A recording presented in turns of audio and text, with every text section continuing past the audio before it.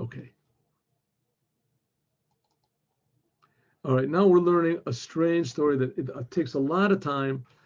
And it says the Yafis Sichasan Shel Avde Avos than the Banim. It's better just the stories of just the stories that the servants of Avram, Yitzchak, and Yaakov, they're better than the mitzvahs which were given to us.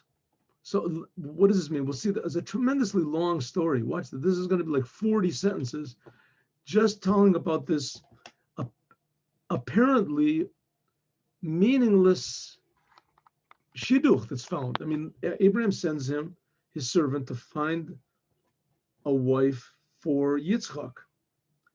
And it should have said that he went and he found. What does it have to look at the story? Listen to this. Avram Zaken Boba Yamin Hashem Berachas Avram Bakal. We did this yesterday, right?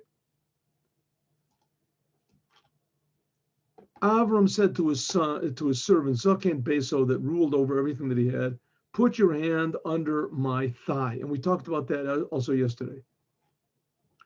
And swear to me by the God of the heavens and the God of the earth that you won't take a wife from the daughters of the Canaanim that are right here, that I'm living right over here. Go far away. Why go far away? You think, yeah, these ladies are, my son has to get married, and here these ladies right here, Hashgacha Pratis, right? Abraham said, no, we Jews don't go according to what's easy or what's natural. We have to do according to what Hashem wants. Go to my land, Moladati, where I was born, and go over there and take a wife for my son over there. Where's his land? Is Haran and Or Kasdim. They lived over there, Or Kasdim. That was where he got thrown into the fiery furnace. He says, go over to Haran, worst place in the world. It says Haran is the Haran Afa Olam. Terrible place. That's where you're going to find my wife for my son. Vayomer, and Eliezer said back to him, maybe she won't want to come with me. It's a far way to this land. Should I take your son to maybe I should bring your son over there? That's pretty, maybe she's not going to want to travel with me. I'm a stranger. She's going to want to travel all the way back with me. How can she trust me? And maybe I got a better idea. Maybe I can take your son, Yitzchak, over there, and then she can see him. That's pretty reasonable. Says Abraham,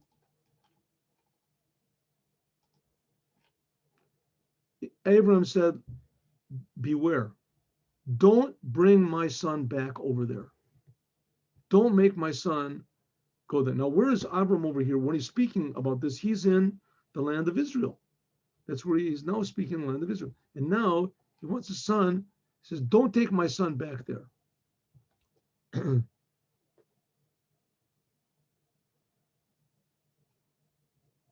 Why not? Let's see. Hashem Elokei Hashemayim, that took me from the house of my father and from the place I was born, and that he said to me, and he swore to me, that your son, your seed, I will give this land. He will send his angels before you, and you'll take a wife from over there. So this is one of the reasons is that Yitzchak was, he never left the land of Israel. Total land of Israel. It says he was a korban tamim, that he couldn't leave the land of Israel. It was pure. So it says over here, interesting, he says, the God of the heavens, Elokei Hashemayim. Before he said the gods of the heaven, God of the heavens and the earth. He said, why, what doesn't he say here? God of the earth. It doesn't say earth. Above, he said, I will swear you by the God of heavens and earth. He only says the God of the heavens. Why? He said, now God is the God of the heavens and the earth. Why? Because I made people talk about God. But when he took me from my father's house, before I started to do this work, he was only the God of the heavens. And nobody knew about him until I started to advertise him. So says Rashi.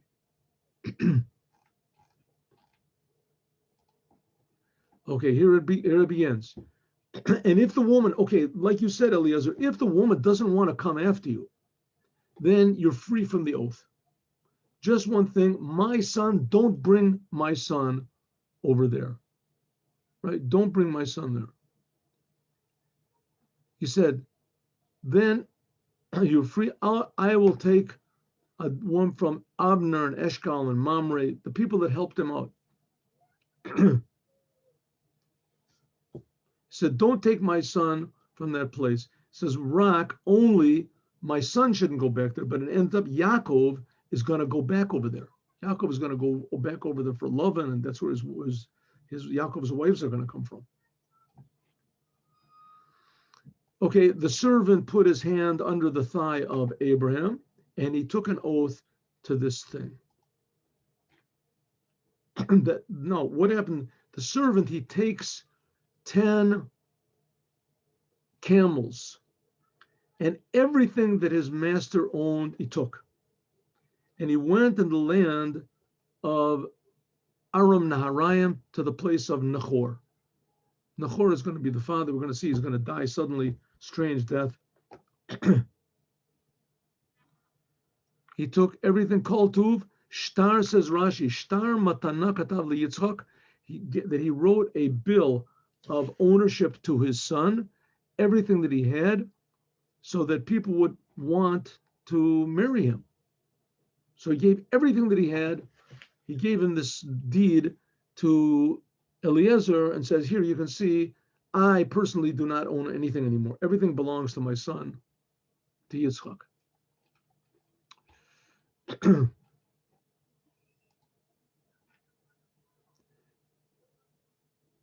Okay, so here goes Eliezer. He gets to the place. He goes over to Ur Kasdim.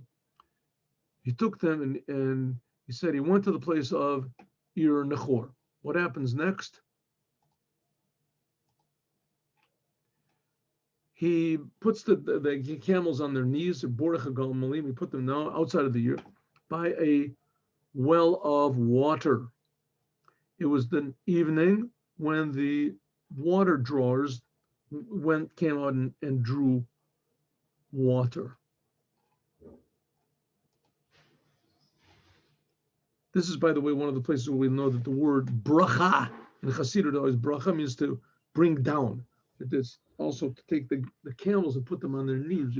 The camel goes down. God, and he said, now Eliezer is talking to God. He said, God, the God of Avram, my master Avram, may it occur before me today, and that I can do kindness with Abraham. And now he starts to make this up. Listen, he makes up criterion. He says, listen, God, I'm standing now on a well of water, and the young ladies are coming out to draw water. And may it be that the nar asher omar eleha, that it's written nar, but it means na'ara, that the young girl that comes out, and I say to her, please incline the pot that you drew the water and let me drink. And then she says, please drink, and I'll also draw more water for your camels. This is a proof for your son Yitzchak, and I'll know that you have done kindness with my master. Right? This is the sign. She comes out. She's got a whole picture on it. Now the Malbin over here says, let's see if we can find it, that he made up these signs. Let's see if we can find this over here. He made up the signs. Here we go. 4 signs. He said the first 2 signs were the previous one. Here we go. Let's go back one. The Malbim says there were 4 signs. One of them is, I'm standing on a well of water. And the young girls will see, and they'll say, the girls will say, You want water. You're standing on a well of water. Drink from the water that's in front of you. That's number one, right? I'll ask the girls and I'll say, tell me, can you give me some water from your pitcher? And they'll say, Mister, excuse me, I just drew this water. Here you go. You're standing right next to a well of water. Drink from that. Number one. Number two, it says that the daughters of the people of the city, they're coming out. Hello, Tomar, Lama Tirtse Davka Eshkacha. They'll say, the girls will say, why do you want that I should give you to drink? Look, I already drew water and I have the pitcher is on my shoulder, right? Go to someone else that hasn't got a pitcher, that hasn't drawn water, and let her draw water, right? So these are going to be signs. In other words, he's standing by a well of water and he's going to ask the girls, will you give me some water from your pitcher? The natural reaction, the girls will say, Mister, you're right by a well of water. Do me a favor, drink water. Not only that, that's number one. Number two, the girls will say, I already drew water. I've got it on my shoulder. Ask another girl that doesn't have water on her shoulder, right? If you want somebody already, you have some sort of a thing. You have to have people draw water for you. So at least ask a girl that hasn't drawn yet. That's going to be the natural reply. Another, that's two of them. He says that there's four. Here, I'm sorry. Number three, I'll say, will you please incline your pitcher on your shoulder? This is a big effort. She's going to have to take the thing down from her shoulder, and she's going to have to lean it over in order to give. It was better she should get a little, normal person will get angry and just say, I have to, you take it off of my shoulder. You want to drink it? You take it out from my shoulder and drink. I have to take it off of your shoulder. That's what a normal person would say. Or even more, she would say, listen, it's on my shoulder. You want to drink? Take a hold of it, tilt it a little bit and drink, right? And drink, and then so I don't have to put it down again and put it on my shoulder. So a girl that does one of these three things, he knows that's not for him. That's not for him. And then there's the fourth one. So a girl that says, listen, you're standing by a well, you drink. Or he's saying, ask a girl that didn't put it on, that hasn't got the pitcher on her shoulder, that didn't draw water. Or she'll say, listen, it's on my shoulder, just tilt it a little bit. What do I have to take it out? Number four, if he says, Shata gam gamalecha, that she's going to say, okay, drink, and also I'm going to give to your camels to drink. This is a sign that she's very wise and that she has a good heart. This shows that this person, certainly, he's got some sort of something wrong with his hand, and he can't draw water. Therefore, there he is, and the reason he's asking me is because obviously maybe he's handicapped or something wrong. So he says that's a sign that this girl, she's thinking and that she has a good heart and she cares about other people. So that's who I want for my daughter, for my master's daughter, or my master's son. That's what I want to marry Yitzchak, my master's son. Okay. So he tells it one time, the whole story. What happens? Listen to this. What happens? So he makes up these conditions, right? And here it is. Terem kalal the bear. Before he stops talking, this soliloquy he's making with talking to God, right? Saying, God, she comes out. I'll tell her to give me water, and she'll say, okay, and also take to your. All of a sudden comes out Rivka. Rivka that was born to Betuel, the son of Milcah, the wife of Nahor, the brother of Avram. Milcah, the brother, not the Milcah, the wife of Nahor, that was born to Betuel, the son of Milcah and Nahor. The brother, and Nahor was one of the brothers of Avram, so it's all right in the family. And here she comes out, and she's got her pitcher on her shoulder. What happens next? She was very nice looking, and she was Betula. She was a virgin.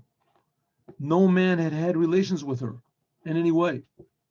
and she went down to the well, and she filled up her pitcher that she had on her shoulder, and she went up.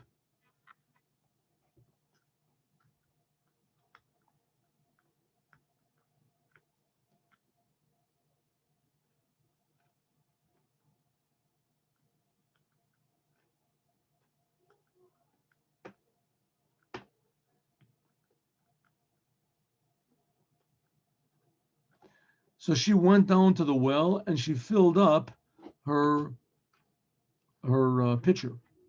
Oh, so it's coming down exactly what he said. And the servant went to her and said, maybe give me a little bit of water from your pitcher.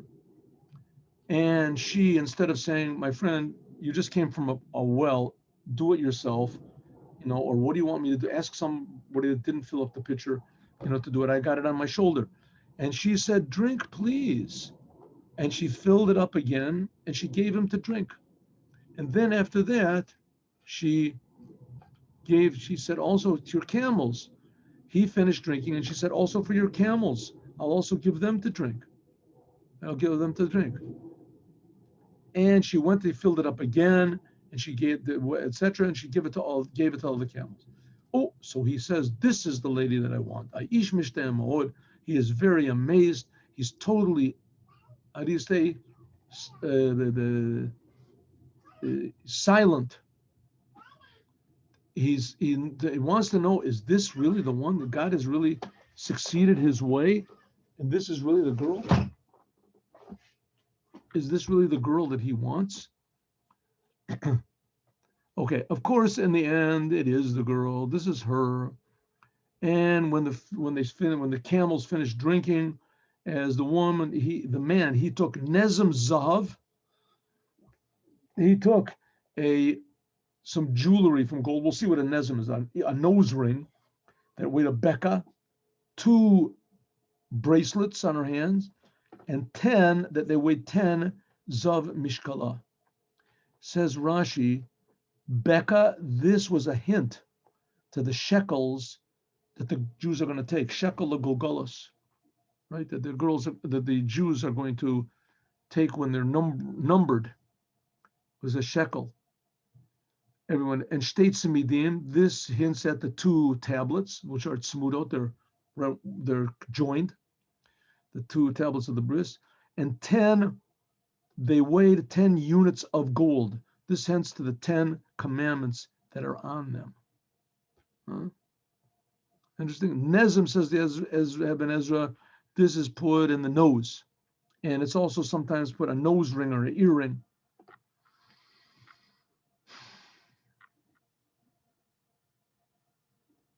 Okay. So now here we've already had the story, right, twice. Eliezer said, if this happens, she's going to come out, she's going to draw water, she's going to give to me, she's going to give to my camels. All of a sudden, what happens? Second time it repeats the story. She came out, she gave to me, she gave to my camels. He says to her, who is your father? Please, do you have a father? And is your father got a place for me to sleep? And she said, I'm the daughter of Betuel. I'm the daughter of Betuel, and my grandfather and my grandmother, right? I'm sorry. I am the daughter of Betuel, the son of Milcah. Milcah, that was the daughter of Nahor. In other words, my father's name is Betuel. My mother's name is Milcah. As Betuel. I'm sorry, my grandmother, Mitzah, from the side of Betuel, was Milcah, and she was given birth to by Nahor. Nahor is one of the brothers of Abraham, right? Haran and Nahor. So all of a sudden he understands what's going on over. This is the girl, and she said, yes, we have a lot of tevin, etc., for the sheep. Okay, let's just go a little bit further.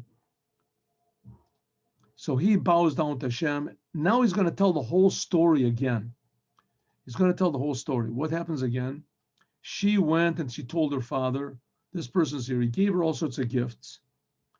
And now Rivka, she's got a brother. We didn't talk about him yet. His name is Lavan. And Lavan is coming to the man, Ratzachutza, right? Lavan is coming.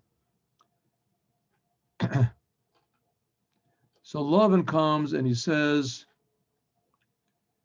when he saw all these jewelry that he gave her, so when he heard the words of Rivka and said that this man is coming, and he says that he told with his camels and etc. like this, so what does he do? Listen to this. He said, "Come, you're blessed of God. Come, please. I have a place in my house for you. I have a place for your camels." He went to the house. He unsaddled the camels. He gave them what to eat, and he gave them water. He washed his feet, and the people that were with him. Okay.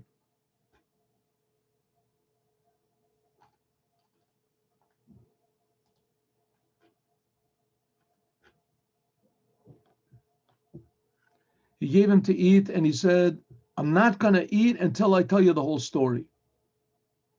Right? I'm not going to. And now what does he do? He tells him the whole story again. He said, "There I was standing on and I made an agreement with myself that the girl that comes out, and she says, she comes out with water, and I ask her this, and sure enough, she came out, and so he repeats the whole entire story again."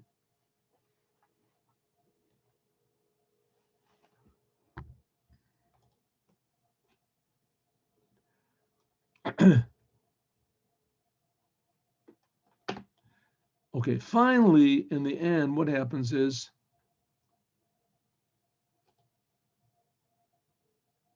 he says, "My master told me to come here and take a daughter from the daughters of this and to come all the way down here."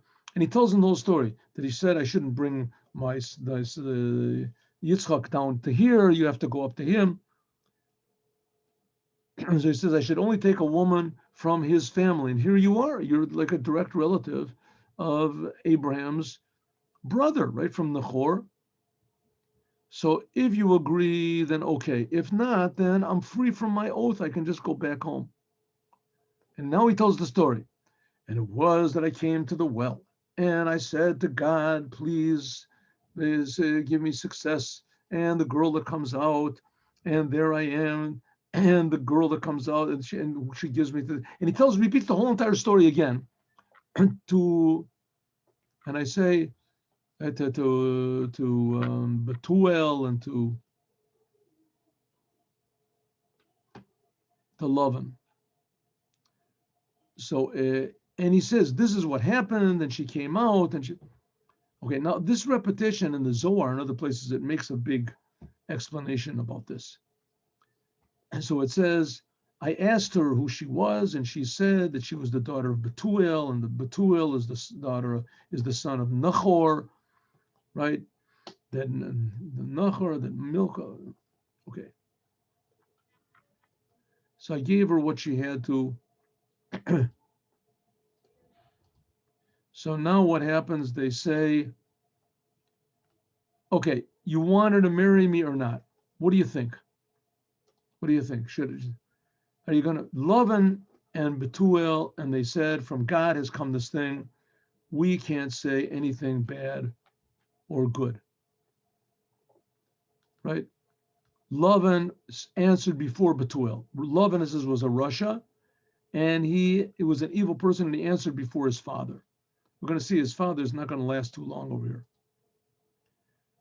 Here's Rivka. Take her, right? You can take her. There she is.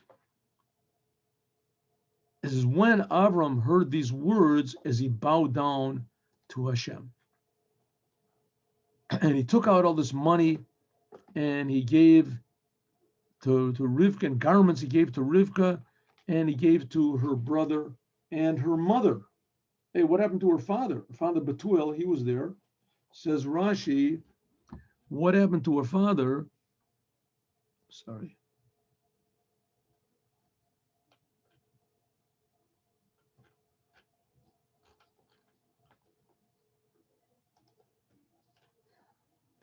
And they drank the people with it. They said, so it says that where is her father? That an angel came and killed him. But where is this? That's it.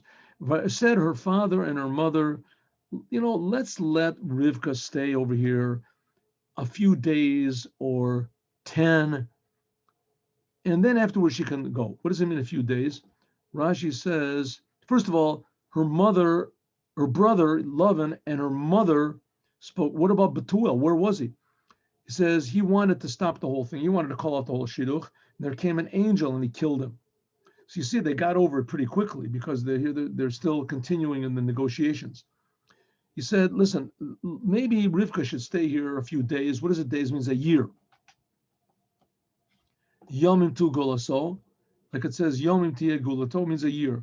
Or when it says 12 months, or when it says or 10 means 10 months, either a year or 10 months. In any case, they say, listen, let's bring Rivka. Listen, Eliezer says, if you want to delay the whole thing, let's just call the whole thing off and I'll just go home. And they said, let's call the young lady and we'll ask what she says. I mean, she's going to go all the way back with this stranger. What's going to happen on the way? She really trusts him. And he says he's not going to bring Yitzchak here. That sounds a little bit fishy. She says, Rivka, and she said, will you go with this person? And she said, I'll go. No questions asked. Me'atzmi va'afim einachem rotzim. She said, I'm going to go. Even if you try to stop me, I'm going to go. So they said, Rivka, vayishlachu et Rivka achotam, and her maidservant, and together with the servant of Avram and the people that were with him. And the people that were with him. I said before that he had an entourage that were with him.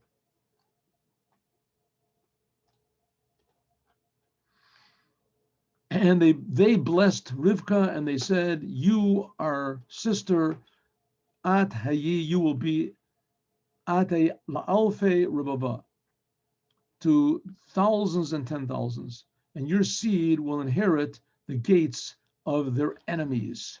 Strange blessing. It says, Atayu, you will be, you and your offspring will receive the same blessing that was said to Abraham on Har HaMoriah. Remember when he was going to slaughter Yitzchak? So the angel came down and said, Harbe arbe zarich, I will increase your offspring.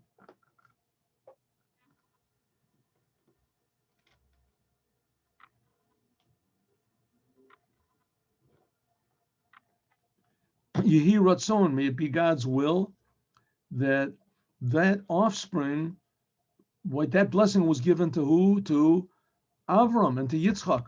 It didn't say which wife he's going to have.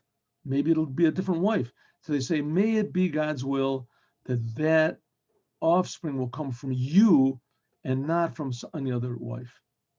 Now, it's always a question that they ask, what does it mean? What type of a blessing is this? You're going to have children like the stars of the sky and everything. I mean, I don't think the Jews were ever the stars of the sky, even though God does say later on to Moshe that your children are like the stars of the sky. But even then there was like 3 million. I think there's more than that.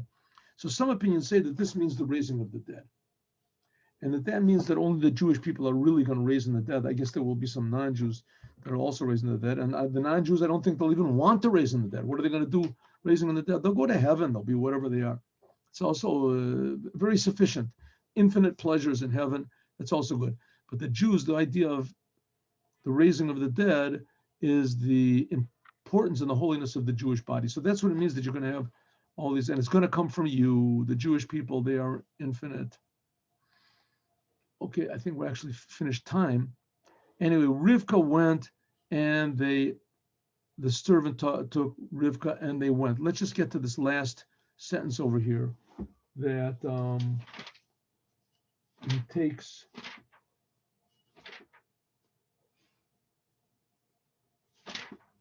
that Yitzchak takes her into the tent and he is comforted. Here, Samach Zion.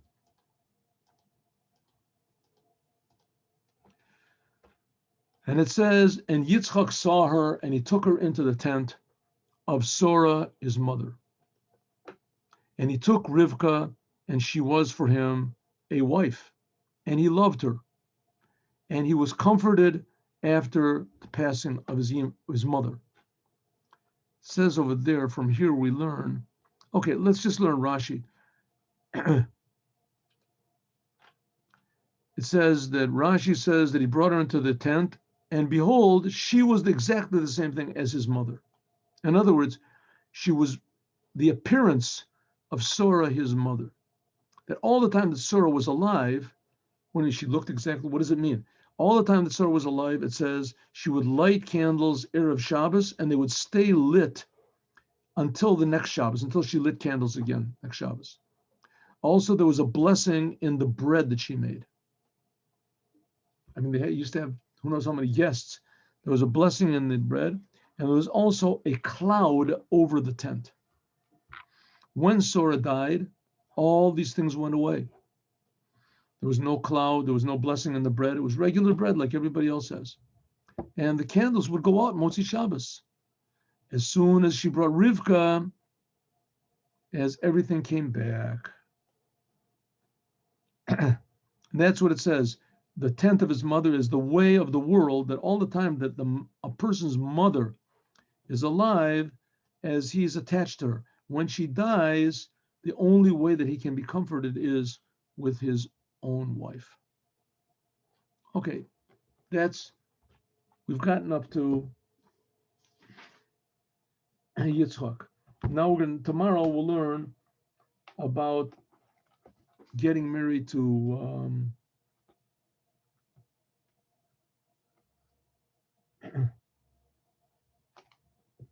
the children. I'm sorry, the children of. Actually, it says that he officially got married to Hagar after that. But let's talk about that, God willing, tomorrow. Now we'll learn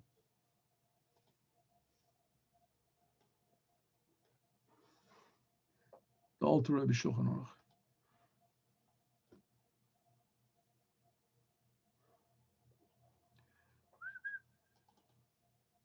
Oh, you did, oh, you did,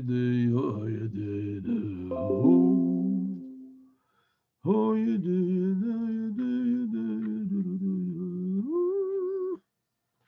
yo, you my boy, baby, oh, you my baby, oh, you did.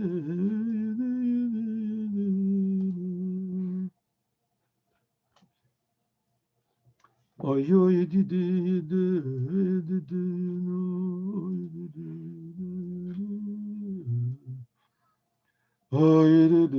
oh, we did this already. That if you have to shecht a chicken, you can do it. Okay, I think this is where we are. Yud Tes. No, we did this. This is talking about a person who is sick, even if he is immobilized, but there's absolutely no danger to his life. It says then you can do anything you want to by means of a non-Jew for him.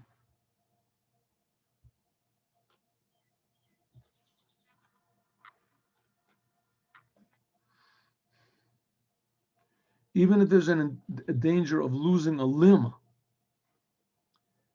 you cannot personally yourself do anything that would, I have to share the page.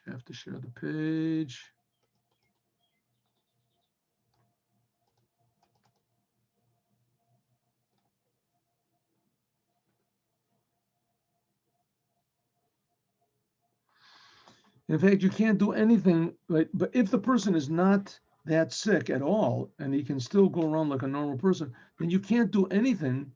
You personally can't do anything that looks like a healing, because it means that the people might come to grind up spices and make medicines, things like that, and you can't do it. So if we want to, we can do this law again. We can do it again. We did it yesterday, but it's always worthwhile to repeat.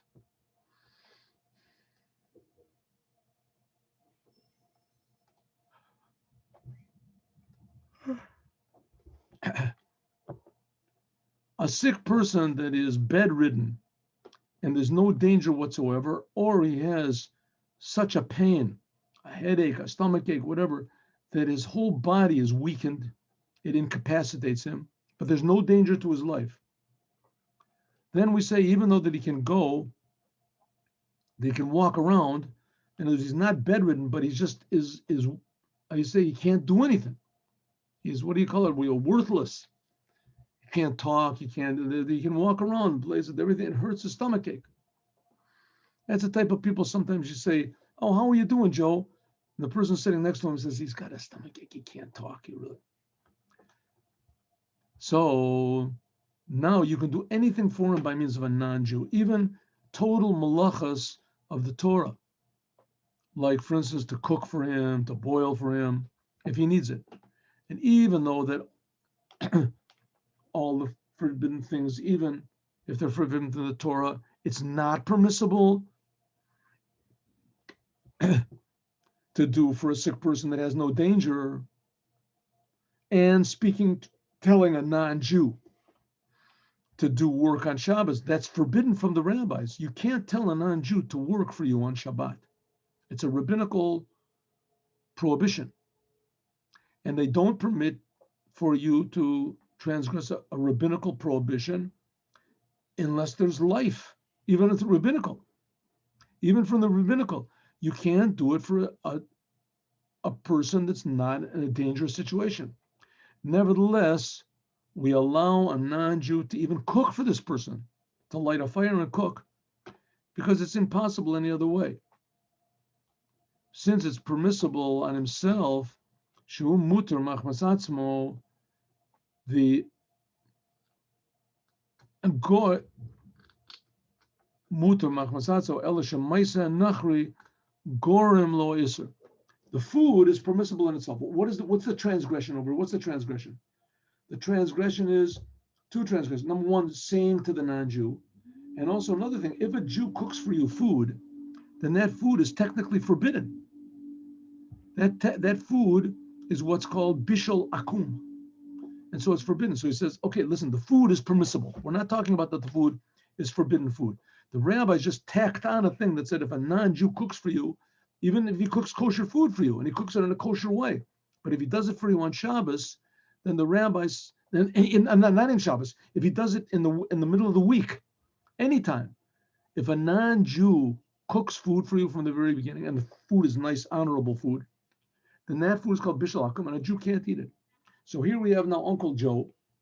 He's really sick. He really feels bad, but there's no danger to his life. He knows 100%, but he really feels terrible. Has a terrible headache. And if he eats something, it'll get better. Well, the thing is, there's nothing. He has to eat something hot, and there's nothing hot. It's at the end of the day.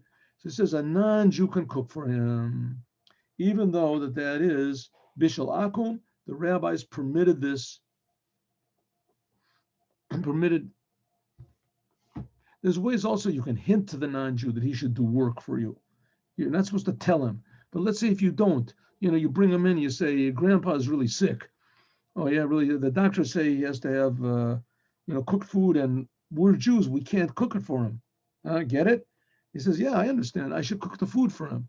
Yeah, you do it on your own. Cook the food.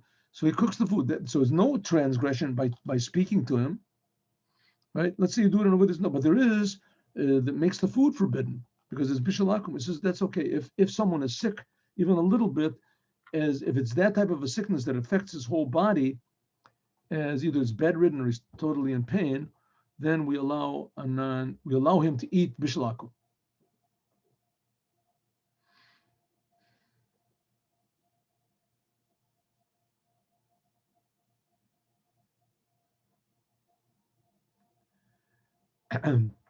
So a non-Jew can do works for him that are forbidden for a Jew to do on Shabbat. But a Jew himself, you cannot transgress the Torah, a Torah commandment, even if the person is a doubter, the person might lose a limb. The only time a Jew can transgress the Shabbat is if there's even the slightest chance of there being loss of life. Okay, good. So the Jew says, okay, I won't do it. This. But what about the Jew doing an Isser from the Divrei Sofrim? Like, for instance, the rabbi said you're not allowed to give pills on Shabbos. And can you do that? He says, well, it's a decree from the rabbis. You're not supposed to take medicines on Shabbat because maybe you'll come to grind up spices. So it says for a Jew to do it, even though that there's no real malach over here, you're just giving him a pill or something, even divrei sofrim, or even if there is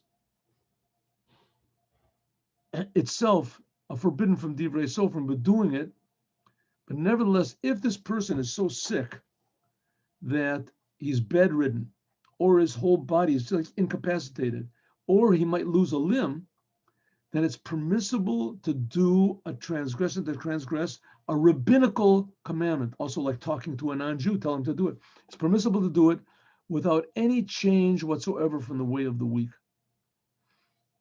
If there is the danger of losing a limb,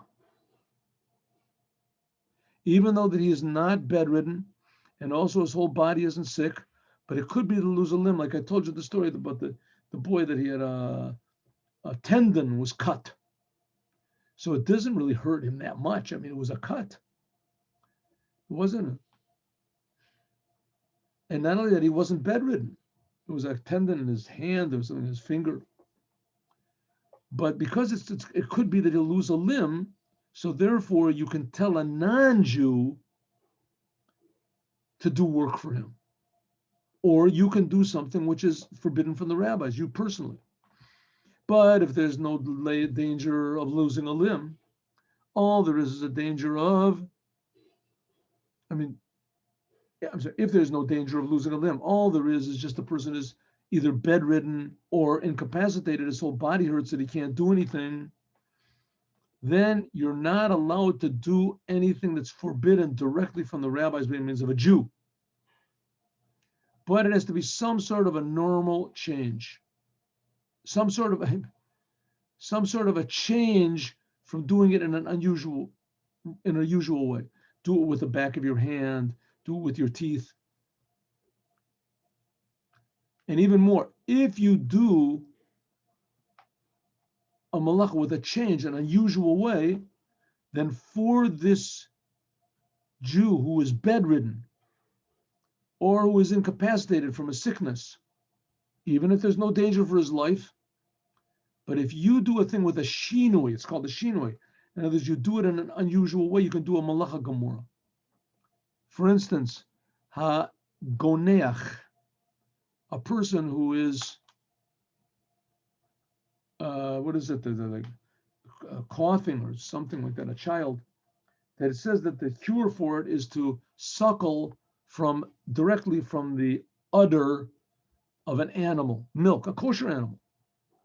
Okay, now sucking directly from an animal, you're not supposed to do, because it's like squeezing metaphoric. So, but if you do it in an unusual way, right? I mean, this is an unusual way. Usually you drink milk, you take it out of the animal and drink it. But now he's drinking milk, fresh milk, directly from the animal. That's a change. A change you can do. Since he's changing from doing it like you usually do in the week, it's not forbidden except for the rabbis. Okay, so again, let me just repeat this, because it's a general principles in transgressions of Shabbos. A transgression of Shabbos only can occur if you intend what you're doing. You're doing it with intention, right? You want to turn on the lights, and you turn on the lights. But if you don't want to turn on the lights, you just happen to be that you you were thought that you were opening up your door or something, you pressed on and the lights went on. So that's not a transgression on Shabbos. Also, even more, you have to get a benefit from what you're doing. Let's say the reason that you're turning on the lights is because someone is afraid. So you're not getting any benefit from the lights whatsoever. But you're not getting any benefit from turning on the lights, or let's say turning off the lights.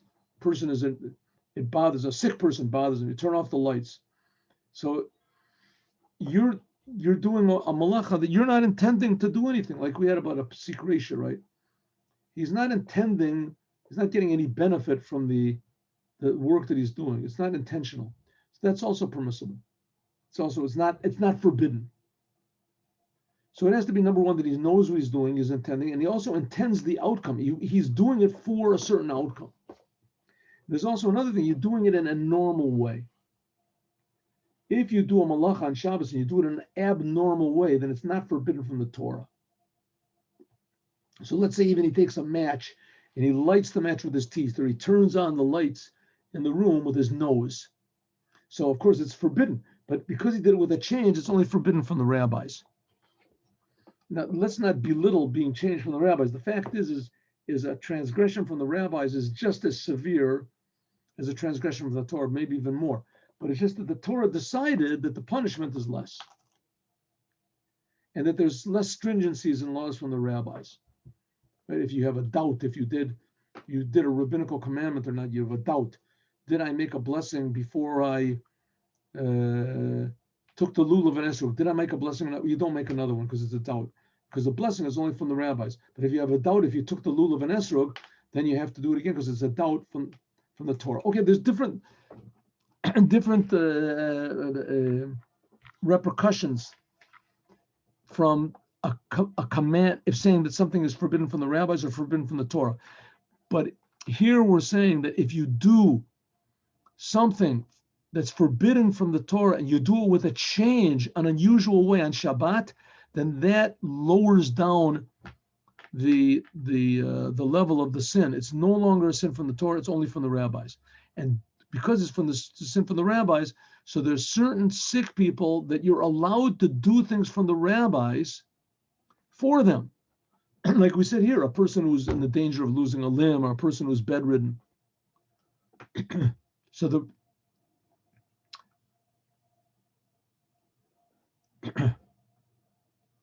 because you're changing from the normal way you do this normal transgression, so it's not forbidden from the Torah, only from the rabbis. Okay, for instance, what if you have to feed a person food that everyone sees you're doing it for healing, which you're not supposed to do on Shabbos? It says, even though this is forbidden from the rabbis because of the decree that grinding up spices. Okay, good. We have 3 more minutes. Like we explained, nevertheless, since that it's impossible, efshar, it is impossible to do it by means of a goy. You're giving this person food that's obvious, it's only done for healing. You give him castor oil. I don't even think they have that anymore. Some terrible tasting, right? What is it called? The Pepto-Bismol or something. That nobody takes it.